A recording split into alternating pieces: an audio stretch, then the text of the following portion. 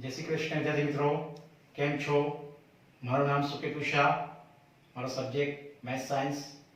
विद्यार्थी मित्रों, તમે ધોરણ 8 માંથી હવે ધોરણ આપણે 9 માં આવી ગયા છે। તમારો ધોરણ 9 નો આ પહેલો વિડિયો લેક્ચર છે। આશા રાખું છું કે આ વિડિયો લેક્ચર તમને ખૂબ જ સારી રીતે ગમશે। અને હવે ધોરણ 9 માં આપણે ધોરણ 8 કરતાં પણ ખૂબ જ સારી મહેનત કરીશું। તમે ને હું ખૂબ જ ભેગા થઈને સારી મહેનત કરીશું અને આશા રાખું છું કે તમારી અને તમારા પરિવારજનોની તબિયત ખૂબ જ સારી હશે। મારા પહેલો વિડિયો લેક્ચર કે જેમાં આપણે જે ધોરણ 9 ગણિતનો અભ્યાસ કરીશું। આપણે ધોરણ 9 ગણિતમાં પ્રકરણ પહેલું સંખ્યા પદ્ધતિનો આપણે અભ્યાસ કરવાનો છે। ધોરણ 8 માં આપણે ગણિતમાં પણ જે પહેલું પ્રકરણ શીખી ગયા સમય સંખ્યાઓ, અને ये समय संख्याओं में આપણે બધી સંખ્યાઓ શીખીને આવ્યા છે એનું અહીંયા થોડું પુનરાવર્તન છે। તો મિત્રો, આ જે પહેલો વિડિયો લેક્ચર છે એને ખૂબ જ ધ્યાનથી અભ્યાસ કરજો અને તમને કોઈ પણ ક્વેરી હોય કે મૂંઝવણ હોય તો મને WhatsApp કરી અથવા મને ફોન કરીને જરૂરથી પૂછવાનું તમારે। તો સૌથી પહેલા આપણે આજે જે ધોરણ 8 માં શીખી ગયા છે એનું થોડું રિવિઝન કરીશું। ધોરણ 8 માં આપણે ગણિતમાં જે સમય સંખ્યાઓ વિશે શીખીને આવ્યા છે કે જેમાં આપણે કેટલીક સંખ્યાઓનો અભ્યાસ કર્યો। એમાં સૌથી પહેલા હતી પ્રાકૃતિક સંખ્યાઓ એટલે કે નેચરલ નંબર્સ, પ્રાકૃતિક સંખ્યાઓ। તો પ્રાકૃતિક સંખ્યાઓમાં કઈ કઈ સંખ્યાનો સમાવેશ થાય તો આપણે શીખી ગયા ધોરણ 8 માં કે સૌથી નાની પ્રાકૃતિક સંખ્યા 1 છે, એટલે કે પ્રાકૃતિક સંખ્યાની શરૂઆત 1 થી થાય, એટલે માટે 1 2 3 4 5 એમ અનંત સુધી આ પ્રાકૃતિક સંખ્યાઓ આવેલી છે। ત્યાર પછી આપણે કહી શકાય કે આજે પ્રાકૃતિક સંખ્યાઓ, ત્યાર પછી આપણે ધોરણ 8 માં પૂર્ણ સંખ્યા, ત્યાર પછી પૂર્ણાંક સંખ્યા અને સમય સંખ્યાનો અભ્યાસ કર્યો। સમય સંખ્યાઓના કેટલાક આપણે એના ગુણધર્મોનો અભ્યાસ કર્યો, સમૃદ્ધતાનો ગુણધર્મ, ત્યારબાદ આપણે ક્રમનો ગુણધર્મ, જૂથનો ગુણધર્મ, વિભાજનનો ગુણધર્મ। વિદ્યાર્થી મિત્રો, આપણે આ બધું ધોરણ 8 માં શીખીને આવ્યા છે। અહીંયા આગળ આપણે એ થોડુંક વધારે જે ગણિતમાં પહેલું પ્રકરણ છે એમાં શીખવાનું છે। ધોરણ 8 માં તો આપણે શીખીને આવ્યા જ છે, એનું તો આપણે અભ્યાસ કરવાનો જ છે, પણ એ ઉપરાંત આપણે બીજું કેટલુંક અહીંયા આગળ વધારે શીખવાનું છે। ત્યાર પછી આપણે સમય સંખ્યાઓને સંખ્યા રેખા પર નિરૂપણ પણ શીખી ગયા, વિરોધી સંખ્યા, વ્યસ્ત સંખ્યાનું અસ્તિત્વ વિશે પણ આપણે અભ્યાસ કર્યો। તો અત્યારે આપણે આ જે વિડિયો લેક્ચર છે એમાં સૌથી પહેલા આપણે ધોરણ 9 કે જેમાં આપણે પહેલું પ્રકરણ છે કે ભાઈ સંખ્યા પદ્ધતિ। તો ધોરણ 9 પ્રકરણ 1 સંખ્યા પદ્ધતિ। તો એમાં સૌથી પહેલા પ્રાકૃતિક સંખ્યાઓ કે ઇંગ્લિશમાં આપણે નેચરલ નંબર્સ કહીએ છીએ। તો સંખ્યાઓ 1 2 3 4 એમ ડેશ ડેશ ડેશ 3 ટપકા કરીને કે સંખ્યાઓ અનંત સુધી શું છે વિસ્તરેલી છે। તો સંખ્યાઓ 1 2 3 4 પ્રાકૃતિક સંખ્યાઓ કહેવાય, અને આ બધી સંખ્યાઓના જથ્થાને આપણે પ્રાકૃતિક સંખ્યાઓનો જથ્થો કહે છે। એનો કે પ્રાકૃતિક સંખ્યામાં શરૂઆત 1 થી થાય છે અને 1 2 3 4 એમ અનંત સુધી એ વિસ્તરેલી છે, માટે એ જે 1 2 3 4 5 6 એવી સંખ્યાનો જથ્થો છે એને આપણે પ્રાકૃતિક સંખ્યાઓ કહેવાય। જેને સંકેતમાં આપણે શું લખીએ છીએ કેપિટલ N।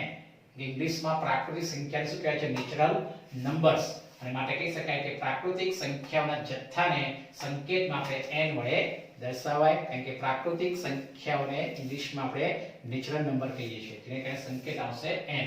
માટે n બરાબર તો પ્રાકૃતિક સંખ્યામાં કઈ કઈ સંખ્યાનો સમાવેશ થાય તો છગડીયા કૌંસમાં 1 2 3 4 5 બે 3 ટપકા કરી એનો શું અર્થ થાય કે એ સંખ્યાઓ અનંત સુધી શું છે વિસ્તરેલી છે। વિદ્યાર્થી મિત્રો, સૌથી પહેલા એક ટૂંકો સવાલ પૂછાય કે સૌથી નાની પ્રાકૃતિક સંખ્યા કઈ છે? તો આપણે શીખીને આવ્યા કે સૌથી નાની પ્રાકૃતિક સંખ્યા 1 છે, અને સૌથી મોટી પ્રાકૃતિક સંખ્યાઓ તો આપણે અસંખ્ય હોય છે, માટે કહી શકાય કે સૌથી મોટી પ્રાકૃતિક સંખ્યા વિશે આપણે કહી શકતા નથી। તો સૌથી નાની પ્રાકૃતિક સંખ્યા 1 છે, પરંતુ સૌથી મોટી પ્રાકૃતિક સંખ્યાનું અસ્તિત્વ નથી। આમ પ્રાકૃતિક સંખ્યાઓ કેવી છે? અસંખ્ય છે, ઘણી બધી છે। સૌથી નાની પ્રાકૃતિક સંખ્યા 1, પણ સૌથી મોટી પ્રાકૃતિક સંખ્યાનું અસ્તિત્વ નથી, માટે પ્રાકૃતિક સંખ્યાઓ કેવી છે? અસંખ્ય। ત્યાર પછી આપણે એક બીજો ટૂંકો સવાલ પૂછી શકાય કે પ્રાકૃતિક સંખ્યાઓ a અને b, કોઈ પણ બે પ્રાકૃતિક સંખ્યા આપી હોય a અને b, જ્યાં a less than b, a less than b એટલે કોઈ પણ બે પ્રાકૃતિક સંખ્યા આપી હોય એમાંથી પહેલી સંખ્યા નાની હોય અને બીજી સંખ્યા મોટી. ઉદાહરણ તરીકે 5 અને 6, તો 5 ને આપણે a કહીશું અને 6 ને શું કહીશું? b. એટલે કે a less than b, a less than b એટલે કે અહીંયા આગળ 5 આવે અને અહીંયા આગળ 6 આવે. ઉદાહરણ કોઈ પણ લઈ શકાય છે. તો a less than b એટલે a બરાબર 5 લઈએ, b બરાબર આપણે 6 લઈએ, તો કહી શકાય કે a less than b માટે a અને b વચ્ચે b minus a minus 1 પ્રાકૃતિક સંખ્યાઓ મળે. b minus a minus 1 આ એક આપણે પ્રમાણિત સ્વરૂપમાં લખી શકાય છે. એનું સૂત્ર છે કે કોઈ પણ બે પ્રાકૃતિક સંખ્યા જો a અને b, એમાં a less than b હોય એટલે કે a નાની હોય, b શું હોય? મોટી હોય, તો a less than b માટે a અને b વચ્ચે b minus a minus 1 પ્રાકૃતિક સંખ્યાઓ મળે. એ કેવી રીતે મળે? જેમ કે આપણે આગળ જઈશું એ પ્રમાણે આપણે શીખીએ છીએ. તો આ તો સૌથી પહેલા જે સંખ્યા પદ્ધતિમાં સંખ્યા, પહેલી સંખ્યા પ્રાકૃતિક સંખ્યાઓ, જેને આપણે નેચરલ નંબર કહીએ. ત્યાર પછી આવે છે બીજી સંખ્યા કે જે પૂર્ણ સંખ્યાઓ, એને ઇંગ્લિશમાં શું બોલાય છે? Whole numbers. પૂર્ણ સંખ્યા એટલે ઇંગ્લિશ શું બોલાય ને?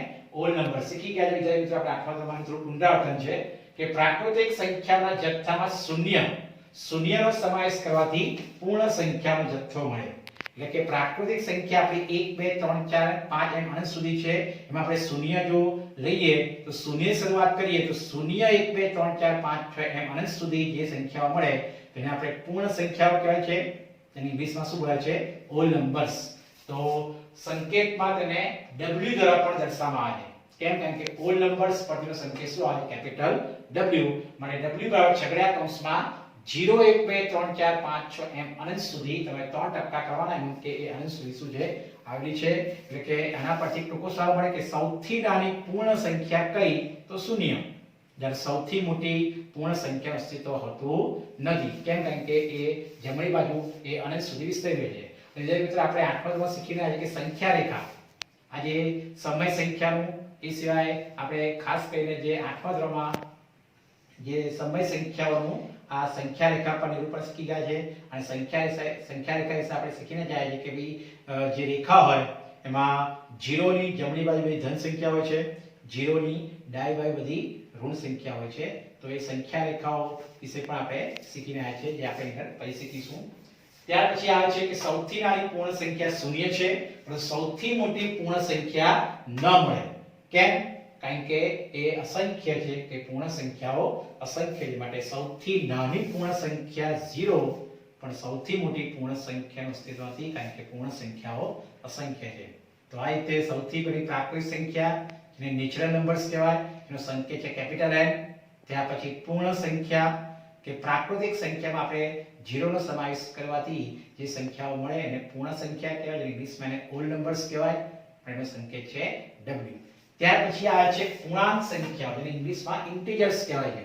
પૂર્ણાંક સંખ્યા, પૂર્ણાંક. તો પૂર્ણાંક સંખ્યા એટલે ઇન્ટિજર્સ. તો બધી જ પ્રાકૃતિક સંખ્યાઓ, તેમની વિરોધી સંખ્યાઓ અને શૂન્ય ના જથ્થાને આપણે પૂર્ણાંક સંખ્યાનો જથ્થો કહીએ. એનો અર્થ કે પૂર્ણાંક સંખ્યાઓમાં કઈ કઈ સંખ્યાનો સમાવેશ થાય? તો પૂર્ણાંક સંખ્યાઓમાં કહી શકાય કે ભાઈ પ્રાકૃતિક સંખ્યા અને એની વિરોધી. તો વિરોધી એટલે કે કોઈ પણ પ્રાકૃતિક સંખ્યા, દાખલા કે 5 લઉં તો 5 નો વિરોધી શું આવે? -5.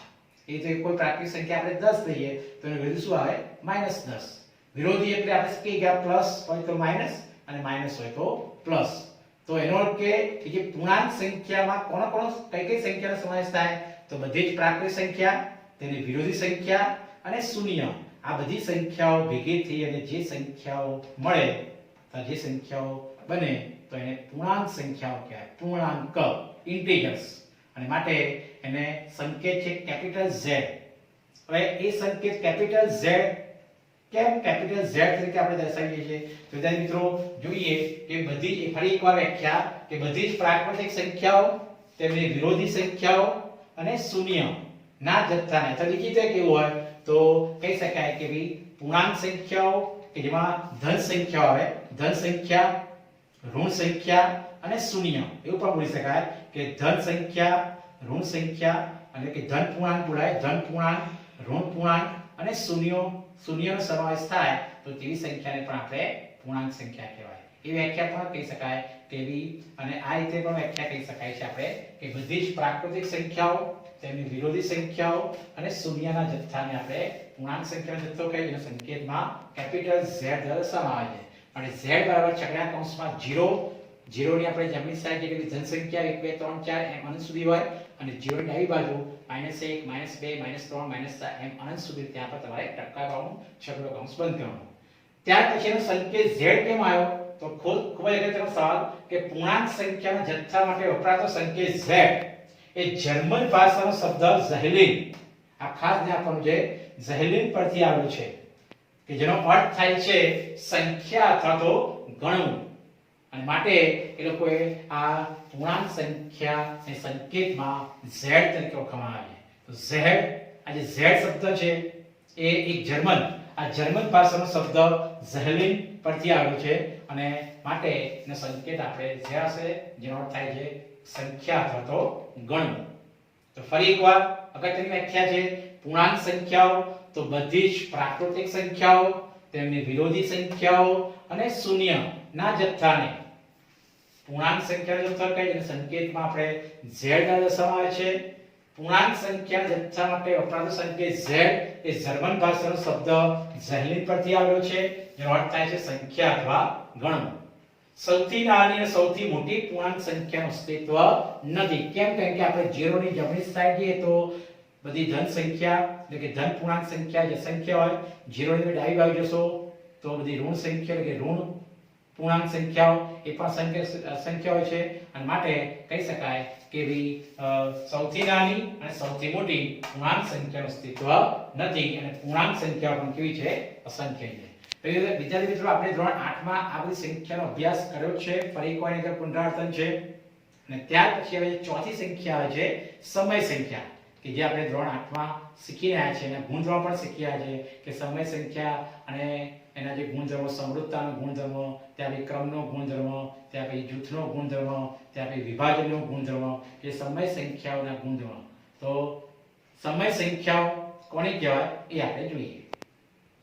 ત્યાં વિદ્યાર્થી મિત્રો આપણે આગળ જઈએ જે આપણે 8મા ધોરણ શીખી ગયા સમય સંખ્યાઓ તો સમય સંખ્યાઓ એને આપણે રેશનલ નંબર્સ કહીએ છીએ તો જો p અને q પૂર્ણાંક સંખ્યાઓ હોય વિદ્યાર્થી મિત્રો આપણે આગળ શીખીને જાય છે કે 8મા ધોરણમાં આપણે સમય સંખ્યાઓ વિશે શીખીને જાય છે કે જો p અને q પૂર્ણાંક સંખ્યાઓ હોય અને q શૂન્યતર હોય શૂન્યતર એટલે કે શૂન્ય ના હોય ખાસ ધ્યાન આપવાનું શૂન્યતર એટલે શૂન્ય ના હોય તો q શૂન્યતર હોય તો p ભાગ્યા q એટલે કે ભાગાકાર સ્વરૂપમાં p ભાગ્યા q સ્વરૂપમાં લખી શકાય p ભાગ્યા q એટલે કે ભાગાકાર સ્વરૂપમાં લખી શકાય જ્યાં આપણે ખબર કે p અને q આ જે અંશમાં p અંશ છે અને q છેદ છે એટલે કે p અને q પૂર્ણાંક હોય અને q is not equal to 0 એટલે કે છેદ હોય છેદમાં q છે એ not equal to 0 એટલે એ શૂન્ય ના હોવો જોઈએ હંમેશા વિદ્યાર્થી મિત્રો છેદ 0 ના હોવો જોઈએ જેનો અર્થ થાય છે q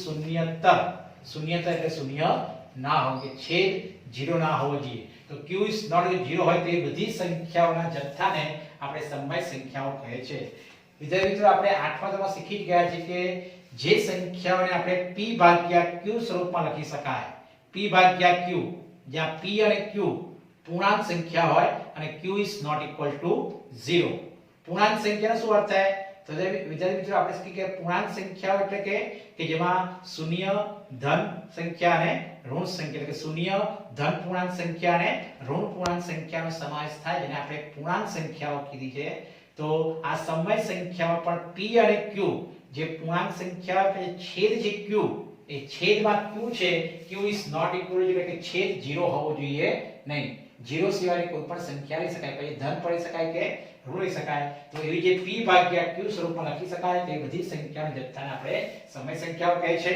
ત્યાર પછીનો સંકેત શું છે તો અંગ્રેજી શબ્દ કે ઇંગ્લિશમાં સમય સંખ્યાને આપણે રેશનલ નંબર્સ કહીએ છીએ તો અંગ્રેજી શબ્દ રેશનલ એ રેશિયો પરથી આવેલ છે અને આપણે સમય સંખ્યાઓના જથ્થાને સંકેતમાં q કહીએ છીએ એટલે કે સમય સંખ્યાઓનો જે જથ્થો છે કે જેમાં જે સમય સંખ્યાઓનો સમાવેશ થાય એનો સંકેત છે q તો q એ જે સંકેત છે કોના પરથી આવ્યો છે તો q સંકેત એ અંગ્રેજી શબ્દ આ ક્વોશન્ટ પરથી આવ્યો છે એટલે કે ઇંગ્લિશમાં આપણે કીધું કે સમય સંખ્યાઓને રેશનલ નંબર કહેવાય, પણ અહીંયા આપણે સંકેત કયો લઈશું?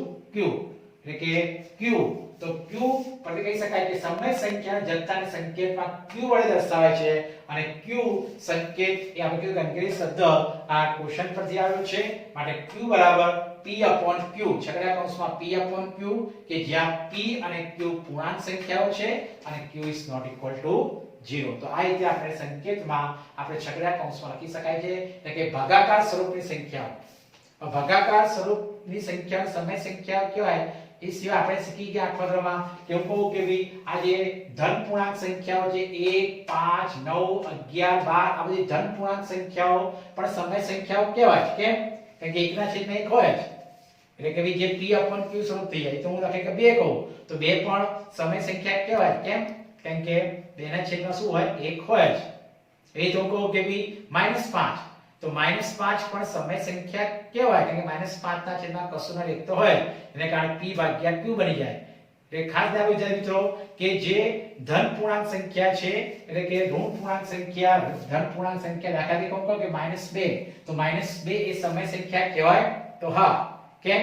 તો એને p/q સ્વરૂપમાં લખો તો -2 ના છેદમાં કશું ના એક તો હોય, તો આ એનું ભાગાકાર સ્વરૂપ થઈ ગયું, અને -2/1 એને કારણે p/q સ્વરૂપ થઈ ગયું. মানে p/q સ્વરૂપ થાય એટલે સમય સંખ્યા હોય, એટલે છેદમાં કશું ના હોય તો એક તો હોય, અને પછી આમે ભાગાકાર સ્વરૂપ બને છે, જેમાં p આ જે -2 છે એ આપણે p કહીશું, અને છેદમાં 1 છે એ આપણે q કહીશું, એટલે કે p/q સ્વરૂપ થઈ જાય, અને માટે આ જે -2 પણ શું કહેવાય?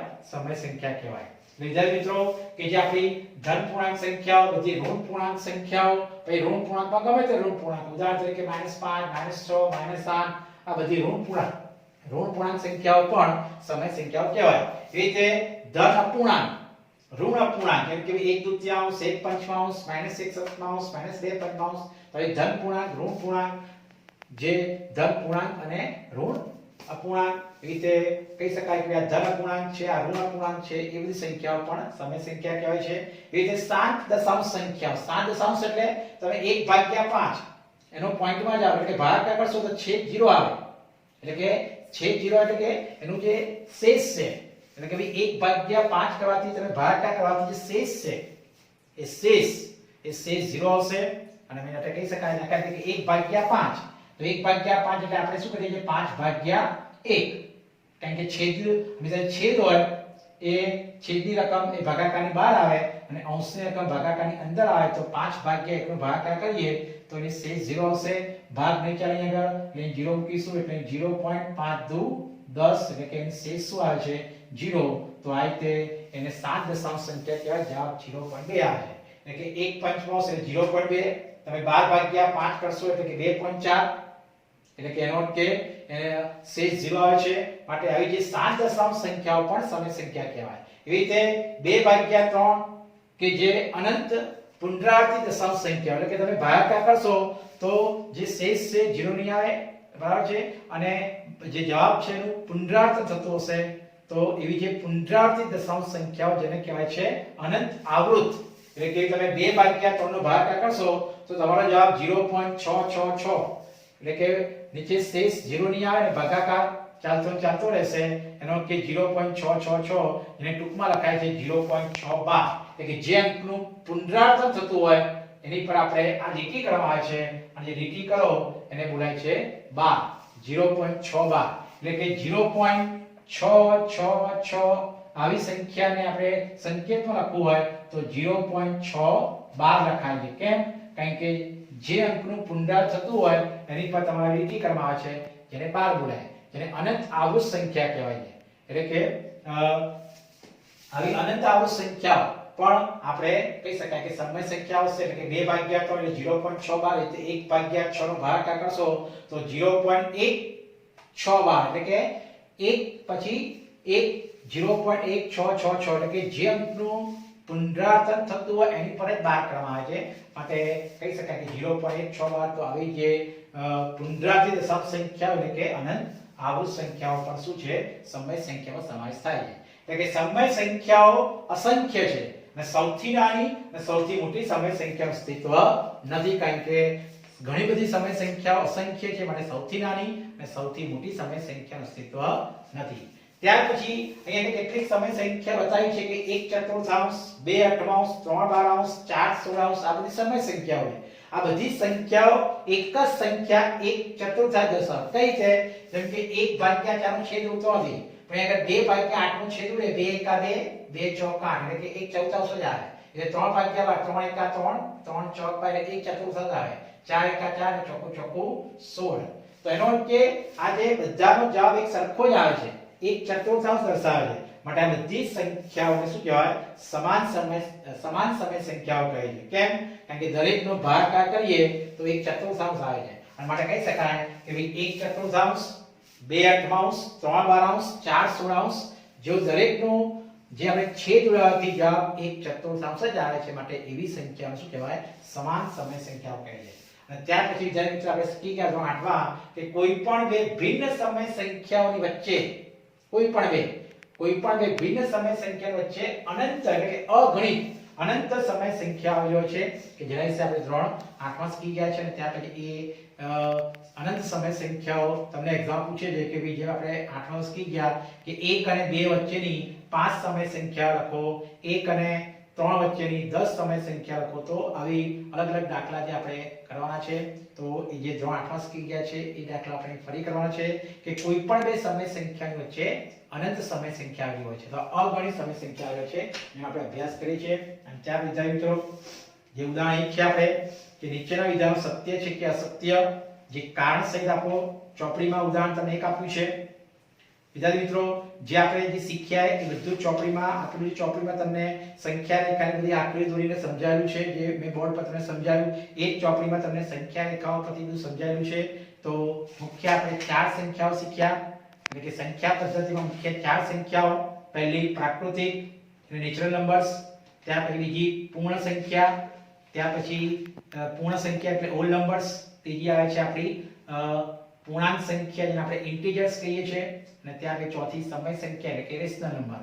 એક વસ્તુ ખ્યાલ છે આપણે વિદ્યાર્થી મિત્રો કે આજે 4 સંખ્યાનો આપણે અભ્યાસ કર્યો એના પરથી ખાસ સમજવાનું છે કે 4 સંખ્યાનો અભ્યાસ કર્યા પછી એવું કહી શકાય કે હંમેશા જે પ્રાકૃતિક સંખ્યા જેને આપણે n કહીએ છીએ તો n ના n સંખ્યાઓ એટલે કે n ના બધા સભ્યો જે z માં આવેલા છે એટલે કે એને બિલોંગ્સ એટલે કે એને ઉપગણ કહેવાય છે કે ભઈ n ઉપગણ z. એનો અર્થ કે n ના બધા સભ્યો z માં એટલે કે n ની બધી સંખ્યાઓ z માં આવેલી હોય. ઉદાહરણ તરીકે હું કહું કે ભઈ 1 2 3 4 તો એ z માં આવેલી જ છે. એ રીતે z ના બધા સભ્યો કે જે શેમાં આવેલા છે તો ખાસ ધ્યાન આપવાનું કે ભઈ n ના બધા સભ્યો z માં હોય. એ રીતે બીજું ઉદાહરણ કહી શકાય કે ભઈ n ના બધા સભ્યો n ના બધા સભ્યો ક્યાં હોય? w માં હોય. કેમ? કારણ કે પ્રાકૃતિક સંખ્યાઓ કે જે પૂર્ણ સંખ્યામાં આવેલી છે એ રીતે પ્રાકૃતિક સંખ્યાઓ જે પૂર્ણાંક સંખ્યામાં આવેલી છે એવી રીતે હું કહી શકું કે v તો w ના બધા સભ્યો z માં આવેલા હોય. આનો ઉપગણ બોલાય છે કે w ઉપગણ z એટલે કે w એટલે પૂર્ણ સંખ્યા અને z એટલે પૂર્ણાંક સંખ્યા. એટલે હંમેશા આ જે પૂર્ણ સંખ્યા છે એ નાનો ગણ છે અને પૂર્ણાંક સંખ્યા કેવો છે? મોટો ગણ છે. માટે આ નાના ગણના બધા સભ્યો મોટા ગણમાં આવેલા જ હોય. એટલે કે w ની બધી સંખ્યાઓ એ z માં આવેલી જ હોય. પણ ઊંધું શક્ય નથી. ઊંધું એટલે કે હું કહું કે z ના બધા સભ્યો એટલે કે z ની બધી સંખ્યાઓ w માં આવેલી હોય તો ના. કેમ? કારણ કે z માં શું આવે તો z માં ઋણ સંખ્યા આવે અને ઋણ સંખ્યાઓ કે જે પૂર્ણ સંખ્યામાં આવે નહીં. માટે ઊંધું શક્ય નથી. એટલે ખાસ ધ્યાન આપવાનું. તો ફરી એકવાર કે સૌથી જે નાનો ગણ છે n થી મોટો ગણ છે w, n થી મોટો છે z અને n થી મોટો છે આપણો q. એટલે કે n ના બધા સભ્યો એ w માં હોય, w ના બધા સભ્યો z માં હોય અને z ના બધા સભ્યો q માં હોય.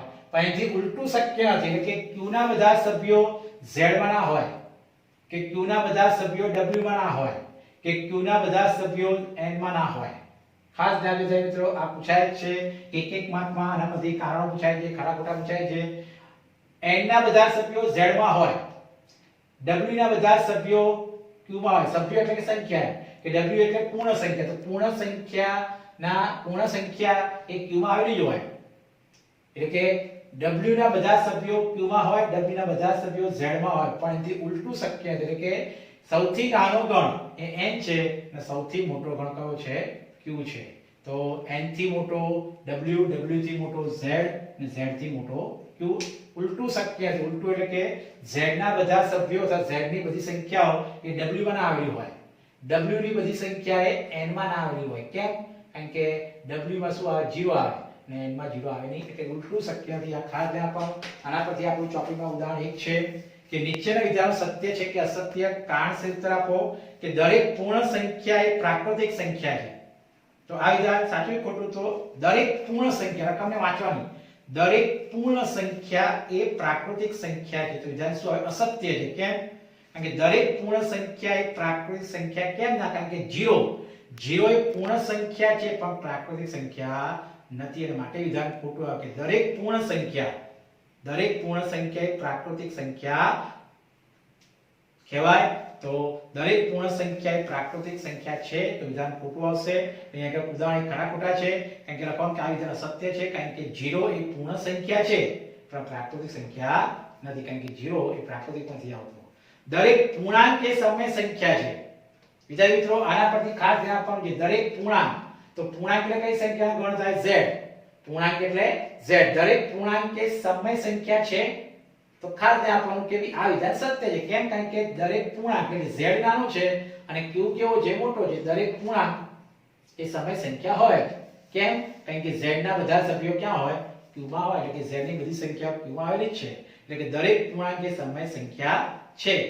દાખલા તરીકે એક ઉદાહરણ આપવાનું કે હું કહું કે ભાઈ -5, તો -5 એક પૂર્ણાંક સંખ્યા છે, તો એ -5 એક પૂર્ણાંક સંખ્યા છે, તો એ સમય સંખ્યા કહેવાશે. કેમ? કે -5 ના છેદમાં શું હોય? 1 તો હોય જ. એટલે કે -5 છેદમાં 1 એટલે સમય સંખ્યા કહેવાય.